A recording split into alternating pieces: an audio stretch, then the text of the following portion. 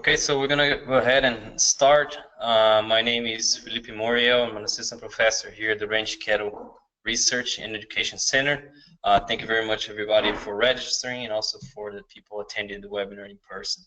So in this webinar here, I'm going to give you a brief introduction about what the concept of fetal programming, and I'm going to share with you some of the most recent data we have on 2 experiments that were funded by the Florida Cattleman Association. Okay, so this concept of fetal programming, it's not, most people already know about this.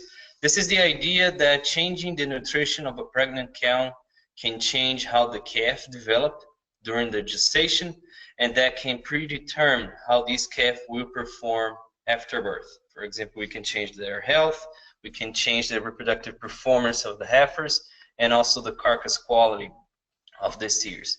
So for this figure here, what it shows you is the growth of the calf during gestation. Okay, you have the first, the second, and the third trimester of gestation. And what you can see in this red line is that the majority of the calf growth is happening during the last trimester of gestation. About 75% of that whole fetal calf growth happens during these last 3 months. So for that reason, a lot of people thought that this was the only time that we needed to be concerned about the nutrition of a pregnant cow, and now we know that this is not the case. So, and that's because during the first trimester we have the majority of the visceral organs being formed.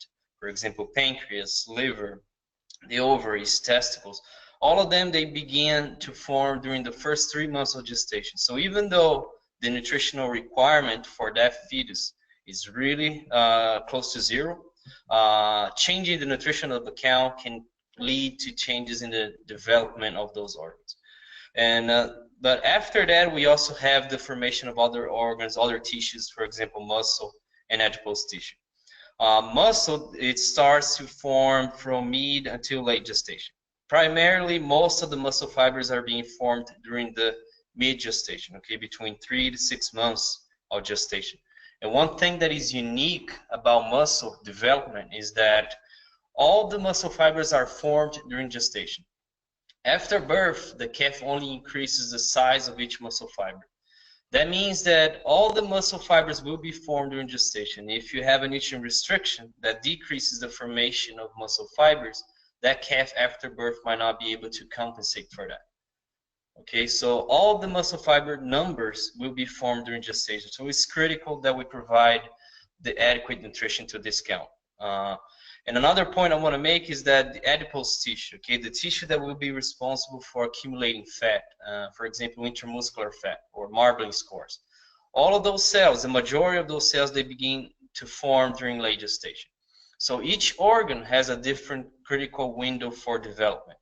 Visceral organs is primarily during early gestation, muscle fibers are primarily during mid-gestation, and then adipose tissue is during late gestation. So depending on when you apply a nutrient restriction, the outcome to the calf is going to be totally different. And another point I want to make too is that each tissue has a different priority for nutrients. Some tissues have more priority than others. For example, brain will always have a greater priority for nutrients compared to muscle. Muscle and adipose tissue are at the bottom of the list. So that means that depending on the magnitude of the restriction, you're going to affect only one or multiple tissues in that calf. Okay, so again, depending on when you apply the nutrient restriction, the outcome is different, and also the magnitude will depend. The magnitude of this restriction will cause different outcomes in the calf. So what I'm going to show you, I'm going to show you a few examples of what happens when you have a restriction during early, mid, and late gestation. So early gestation. This is a study that they got a group of cows and they divided them in 2 groups. One of the groups was fed 55% of their nutrient requirements, and the second group was fed 100% of their nutrient requirements during the first 83 days of gestation. After that, during the mid and late gestation, they were managed exactly the same. And the calves were born, and they followed the calves until weaning. So what they saw in that study is, of course, that the cows that were fed only half of what they needed, they lost weight, they lost body condition score, whereas the cows that were fed at maintenance levels, they were gaining weight and gaining slightly more body condition score. Okay, but what about their heifers? What they saw was, in terms of birth weights and weaning weights, they had no differences in the offspring due to treatment. And that was expected, right? Because muscle formation starts primarily during mid-gestation.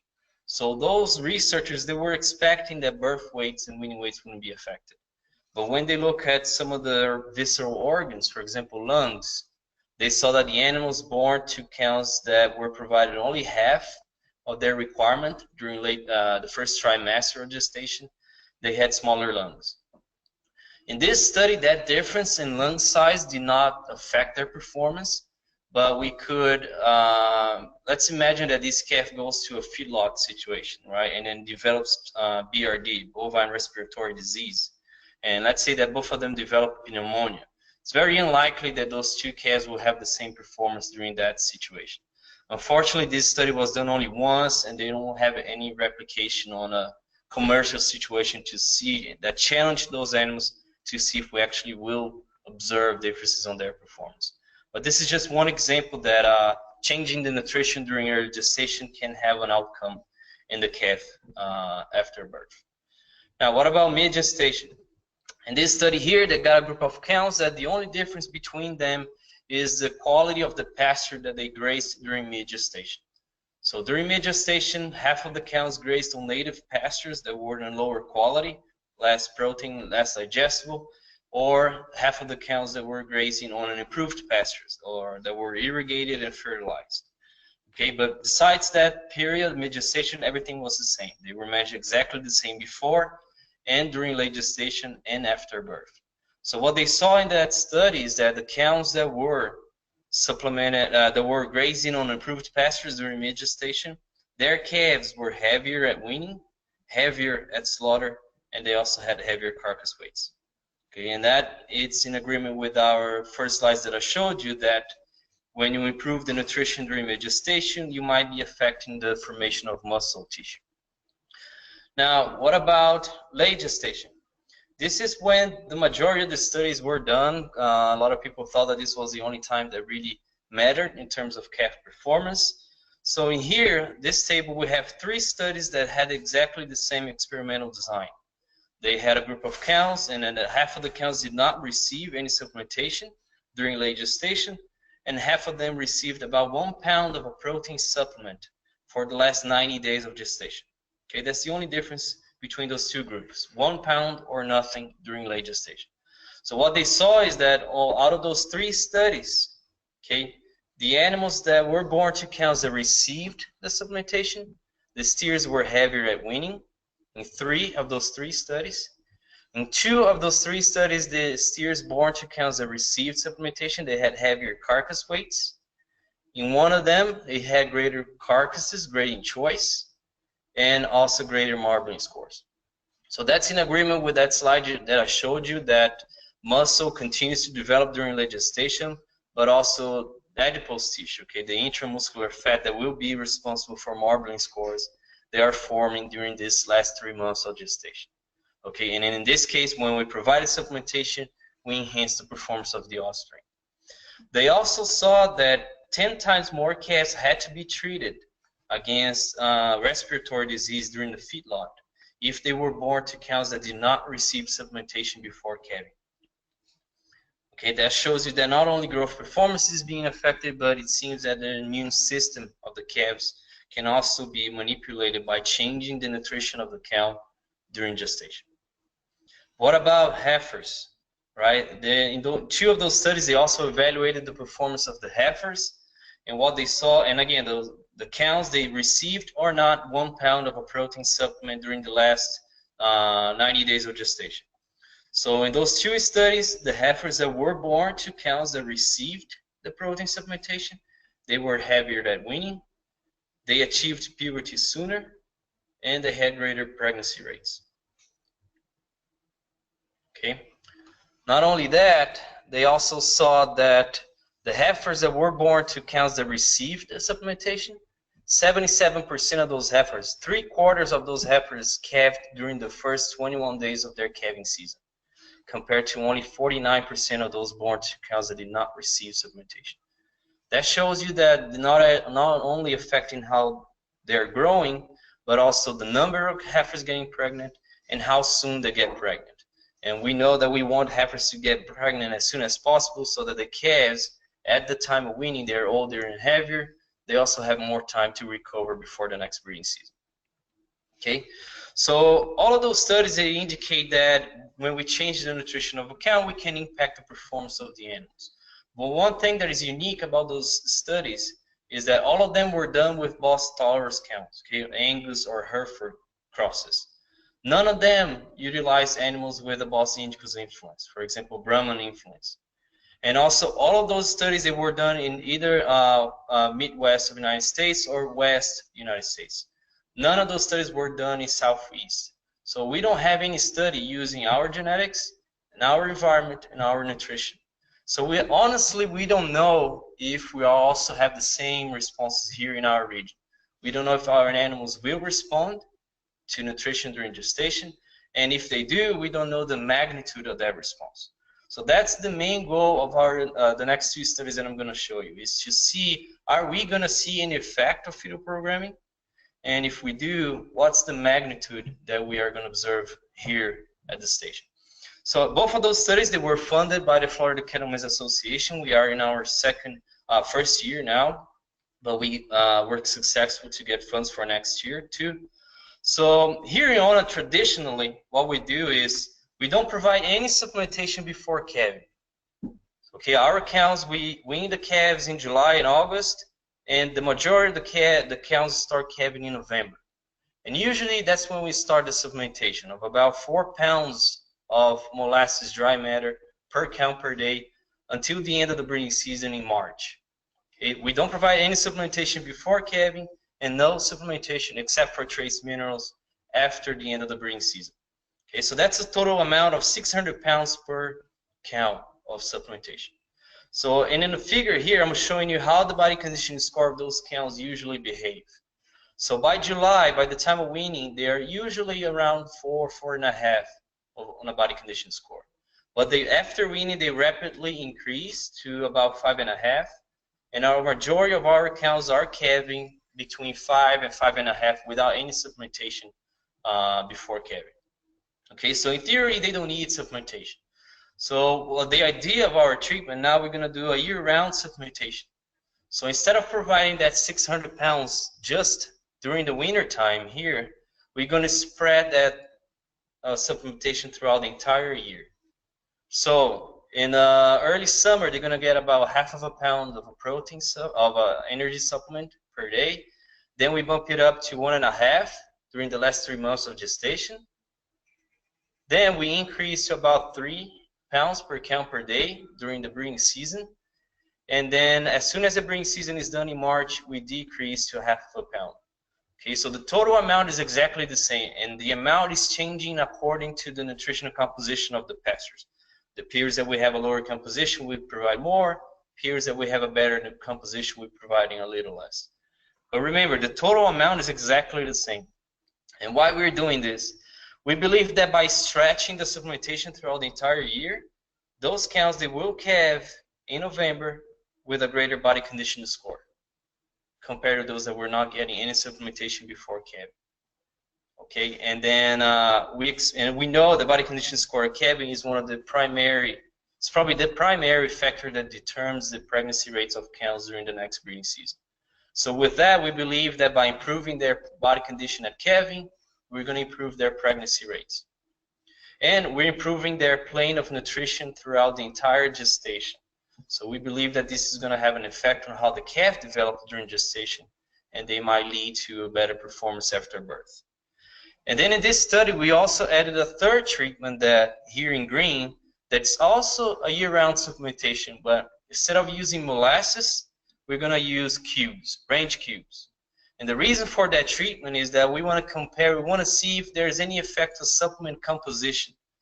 Right? First, we're going to observe, it doesn't matter if we provide supplementation with molasses just during the winter time. Is it better to provide molasses year-round? And will it matter if we change the composition of that supplement? And we believe it does, because when we change the composition of the supplement, we're changing the composition of carbohydrates. And that has implications in the physiology of that cow. So the goal of this study is to see if year-round supplementation is better than just wintertime, and to see if its composition of the supplement also have an effect. So that study, they started in June, and we collected data until this week in November, and that's what I'm going to show you in this presentation. So during the first 60 days of the study, okay, we have the 3 treatments. One of the treatments is not getting any supplementation, and the other 2 treatments year-round, they are getting about half of a pound of a molasses or range cube supplement. During those 60 days, we had no differences in body condition score. The animals started the study with the same body condition score, and after 60 days, they still had the same body condition score, even though they were getting about half of a pound of supplement per day. So that means that that amount of supplementation was not enough to change their body condition score. But when we look at the blood of those cows and we look at some indicators of energy metabolism, that's when we start seeing some differences. And why am I showing those 2? Glucose is the main fuel for calf growth during gestation. It's the main energy source for the fetus. And all of the glucose that fetus need comes from the mother. So if you increase the maternal supply of glucose, production of glucose, you most likely increasing the supply of glucose to the fetus. And what we saw is that even though half of a pound did not increase their body condition score, we did indeed change their glucose concentrations. So the cows that were getting a small amount of supplementation, they produce more glucose. That might be good for the calf. We don't know that yet. And we also saw that when we provided the cubes, but not the molasses, we increased what we call IGF-1. That's a hormone that's highly important for the development of the calf during gestation. So this, we can show that even though a small amount of supplementation does not change their condition score, it is changing their physiology. And that composition of the supplement is having an impact here. When we provide range cubes, we increased IGF-1, but not with molasses. Okay, will that cause any differences in the calf performance? We don't know that yet. Now, the next 3 months from August, we still had cows that have received no supplementation. Okay, the fall-winter molasses treatment, there's no supplement before calving. And now we increased the supplementation to 1.5 pounds of cubes or molasses per cow per day. Okay, from August until the end of October. And what we saw here was the cows that did receive the molasses, 1.5 pounds, or the cubes, they had greater body condition score in October and November compared to cows that did not receive any supplementation. Okay, so that's working exactly as we planned. And they were about 3/4 of a body condition score unit greater at the time of calving. Most of our cows, they calve here in November. So we expect that this difference in body condition score is going to benefit their reproductive performance. Another point I want to make is that in August, that's when we weaned our calves. Okay, they had exactly the same body condition score. But if you look right here, the cows that did not receive supplementation, from August to October, they still increased their body condition score. So that means that the pasture, it's enough to recover their body condition score right after weaning. But look from November until October to November. That's when the majority of the calf growth is happening, and we also having a decline on the nutritional composition of those pastures. Those cows, they start losing body condition score. But if we provided a small amount of supplementation, they were able to maintain. And we have some data that we generated last year that even a short-term energy restriction during late gestation, like for example, the last 40 days of gestation, changes the immune response of the calves after birth. The calves that were born to cows that were nutrient restricted for the last 40 days of gestation, they had a lower response to the vaccine, and they produced less antibody compared to those that were fed to cow, compared to those born to cows that were fed at maintenance levels. So is this going to change the performance of the calves? We don't know that yet. Okay, the calves, the majority of the cows start calving right now, and so we don't have all the calf performance yet. So we are collecting blood samples from the calves at birth, so we're going to know how is their immunity at the time of birth, and we're also going to collect data throughout weaning. And the steers, we're going to follow them until slaughter. collect carcass data, and the heifers are going to follow them until the end of their first breeding season, okay, to look at their puberty achievement. And next year I'll have more data to share with you. Okay. I see that I have some questions here. I'll answer at the end of the webinar.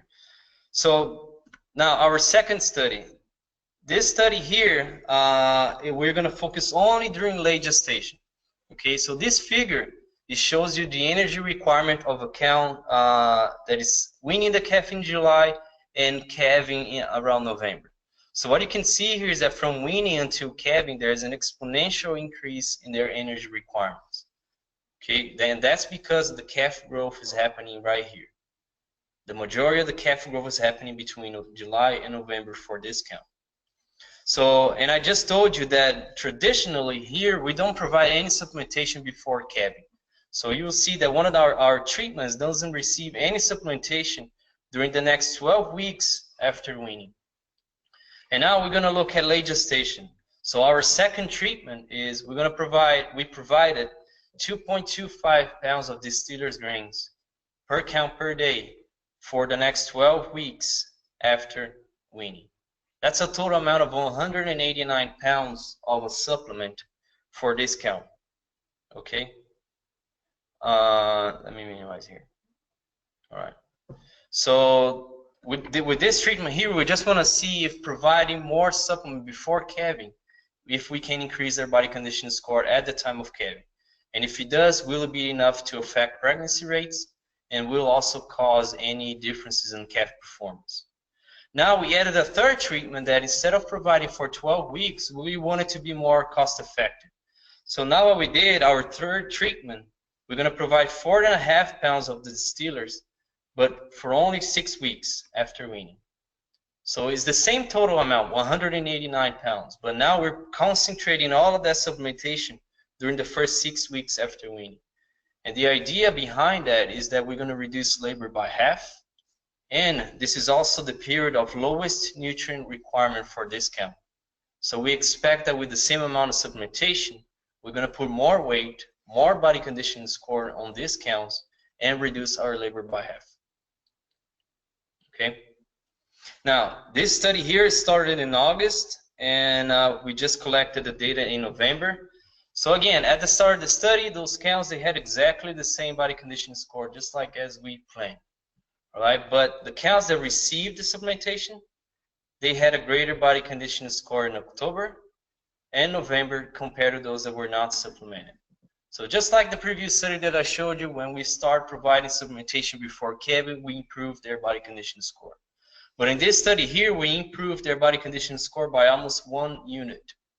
So those cows, they were almost 6.5 and 6.2 compared to those control cows that did not receive any supplementation, that were calving around 5. And we do expect that we're going to see some differences in pregnancy rates. The other thing that I want to make, the other point, is that the cows that were supplemented for just 6 weeks, but with 4.5 pounds of distillers, they had the greatest body condition score at calving.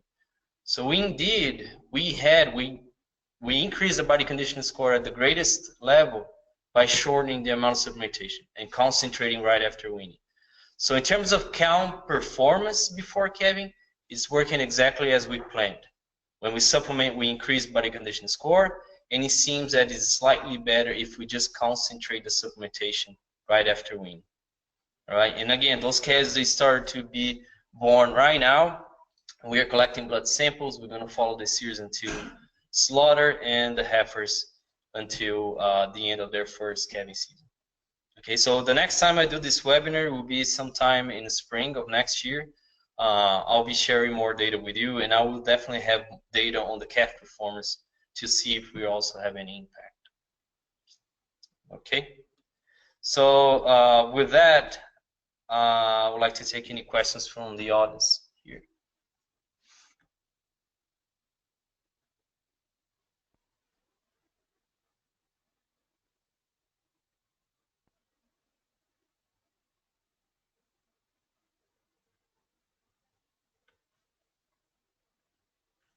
Is there any questions here in the audience? Okay, we have one question here, the webinar, that is asking, can you clarify that the molasses treatments are actually molasses and not liquid feed? What is the protein difference between the molasses and cube treatments? So the treatments for that year-round study, and I'm going to go back here to that slide. Throughout the entire year, the cows that are getting molasses, it's a mixture of molasses and urea, okay, about 4% urea. So that supplement has about 75% TDN energy and about 20% crude protein. And the cubes, they were the primary ingredient, and the cubes were soybean hulls. Not soybean hulls, I'm sorry, wheat meatlings. And it was formulated to have exactly the same amount of energy and protein as the molasses and urea mix. So it also has 75% TDN and about 20% crude protein. So it's the same amount of energy, same amount of dry matter. It's just a matter of changing the composition of those treatments. And so far, it seems that indeed it causes changes in their physiology. Now, is it going to be enough to change the pregnancy rates of the cows or calf performance to justify using this ingredient? We don't know that yet. Okay.